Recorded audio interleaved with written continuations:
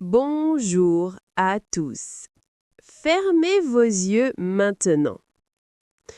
Quand je dis génie, vous imaginez Einstein. Vous voyez un vieil homme aux cheveux désordonnés.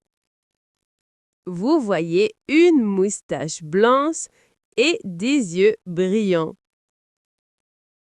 Mais Einstein était enfant avant d'être célèbre. Sa famille s'inquiétait beaucoup pour son silence. Il a commencé à parler très tard. Ses parents pensaient qu'il était peut-être lent. Mais Albert observait le monde en silence. Un jour, son père lui donne une boussole.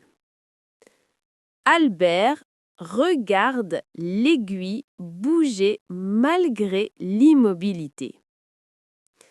Il découvre une force invisible dans l'espace. Cette petite boussole change totalement sa vie. Albert grandit tranquillement en Allemagne, puis étudie. L'école allemande impose discipline, silence et obéissance. Les professeurs refusent clairement les questions des élèves. Albert déteste apprendre mécaniquement sans vraie compréhension. Un professeur dit qu'Einstein n'accomplira jamais rien. À 15 ans, Albert fuit cette école autoritaire. Il quitte son pays et sa citoyenneté allemande. Albert veut devenir un simple citoyen du monde. Il part vivre et étudier librement en Suisse. Là-bas, les professeurs encouragent vraiment les questions. Albert respire mieux et pense enfin librement. Il entre alors à l'école polytechnique de Zurich. C'est là qu'il découvre l'amour et la physique. À l'université, Albert est brillant, mais souvent absent. Il ne va pas souvent en classe. Il préfère lire seul les grands physiciens. Il passe beaucoup de temps au café. Il discute, il rit et il fume souvent. Dans sa classe, il y a une femme. C'est la seule femme en physique. Elle s'appelle Mileva Maric, une Serbe. Elle est brillante, sérieuse et très réservée. Albert tombe profondément amoureux d'elle. Ils partagent une passion pour la science. Ils écrivent des lettres d'amour scientifiques. Albert écrit qu'il adore la thermodynamique ensemble. C'est ça le romantisme selon Einstein. Après l'université, les problèmes commencent sérieusement. Albert ne trouve aucun travail disponible. Aucun professeur ne veut l'aider professionnellement. Il pense qu'il est étrange et arrogant. Le père d'Albert meurt très triste. Il pense que son fils est un échec. C'est une période sombre pour Albert. Finalement, un ami l'aide à travailler. Albert trouve un emploi modeste à Berne. Il travaille au Bureau fédéral des brevets. Son rôle est d'examiner diverses inventions nouvelles, des machines, des horloges et plusieurs gadgets. Imaginez la scène. Un génie assis calmement dans un petit bureau poussiéreux et silencieux. 8 heures par jour, il vérifie papier. Mais pour Albert, ce n'est pas ennuyeux. Ce travail devient une véritable bénédiction quotidienne. Il finit tout en 3 ou 4 heures et le reste, il rêve intensément, librement. Il regarde dehors et imagine continuellement. Il fait des expériences de pensée étonnantes. Il imagine voyager sur un rayon lumineux. Si je voyage très vite, que vois-je? Est-ce mon visage apparaît encore clairement? Dans ce petit bureau commence la révolution scientifique. Albert a 26 ans en cette année 1905.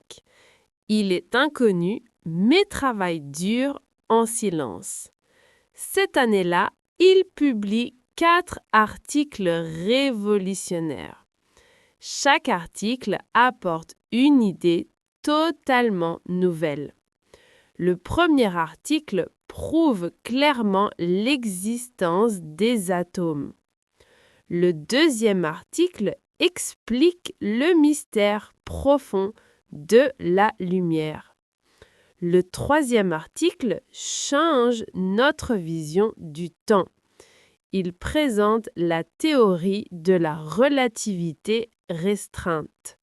Selon Einstein, le temps n'est jamais totalement fixe. Il peut ralentir quand un objet bouge vite.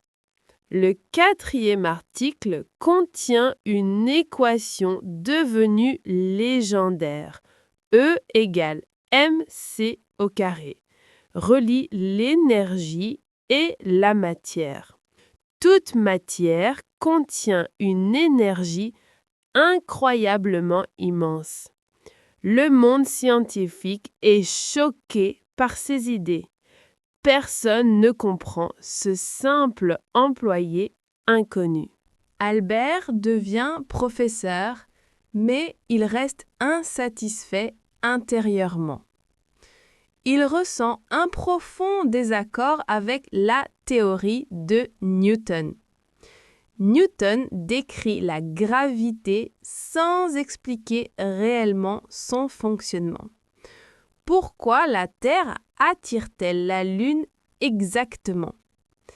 Il n'existe évidemment aucune corde invisible entre elles. Albert cherche la réponse avec obsession pendant 10 ans.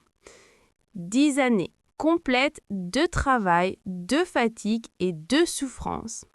Il travaille sans pause jusqu'à l'épuisement physique total. Il oublie souvent de manger et tombe malade.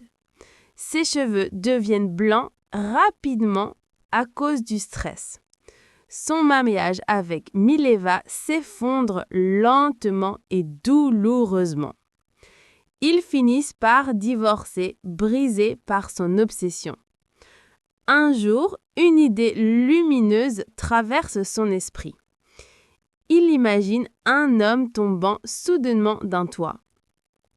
Il comprend que la gravité n'est pas une force, c'est une courbure profonde de l'espace et du temps. Imaginez un matelas mou déformé par une boule. La boule courbe le matelas autour d'elle naturellement. Une bille lancée dessus tourne autour automatiquement. Le Soleil fait la même chose avec l'espace. Il courbe l'espace créant ce que nous appelons gravité. C'est la relativité générale, sa plus belle création. La théorie est belle, mais doit être prouvée. Einstein prédit que la lumière peut se courber.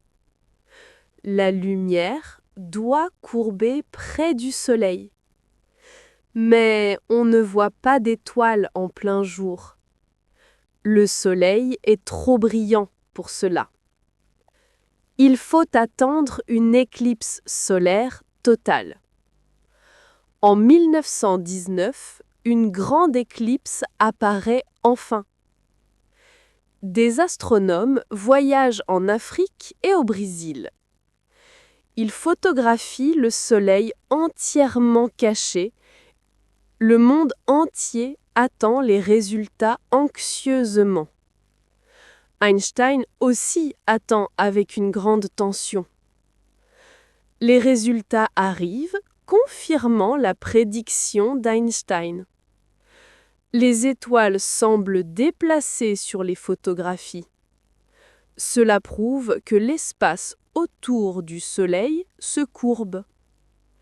Le lendemain, les journaux parlent d'une révolution scientifique. Einstein devient mondialement célèbre du jour au lendemain. Il devient aussi connu que Charlie Chaplin. Einstein est un homme très original et surprenant. Il déteste porter des chaussettes dans sa vie. Il dit que les chaussettes font toujours des trous.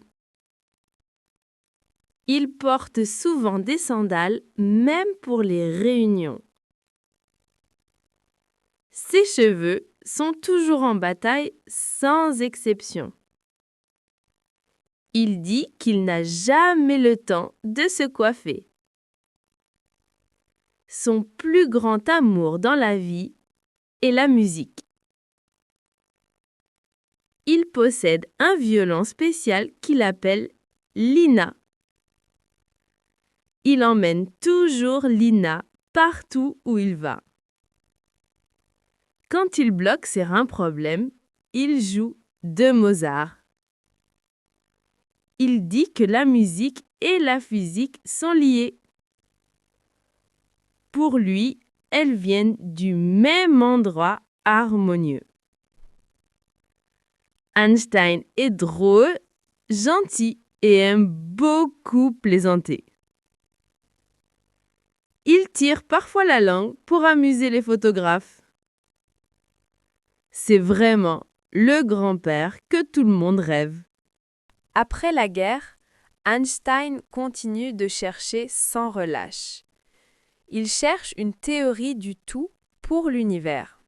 Une équation capable d'expliquer tout l'univers connu.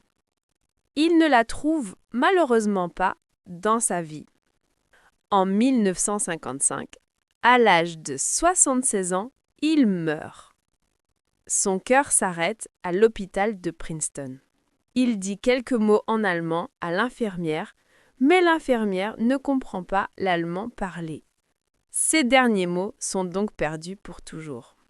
Mais l'histoire d'Einstein n'est vraiment pas finie. Quelques heures après sa mort, le médecin vole son cerveau. Oui, il vole le cerveau de ce grand génie. Il veut savoir exactement où se cache le génie. Il garde le cerveau dans un bocal pendant 40 ans. Il découpe ensuite de petits morceaux pour l'étudier. Mais il ne trouve rien de spécial à l'intérieur. Le génie n'était pas seulement dans la viande. Le génie d'Einstein résidait dans sa grande curiosité. Il n'a jamais cessé de poser de questions. Comme l'enfant émerveillé regardant une simple boussole. Il nous a appris une chose très importante. L'imagination est toujours plus importante que le simple savoir. Alors ne cessez jamais d'imaginer des choses nouvelles. Merci d'avoir écouté cette histoire incroyable et vraie. Au revoir et à la prochaine grande découverte passionnante.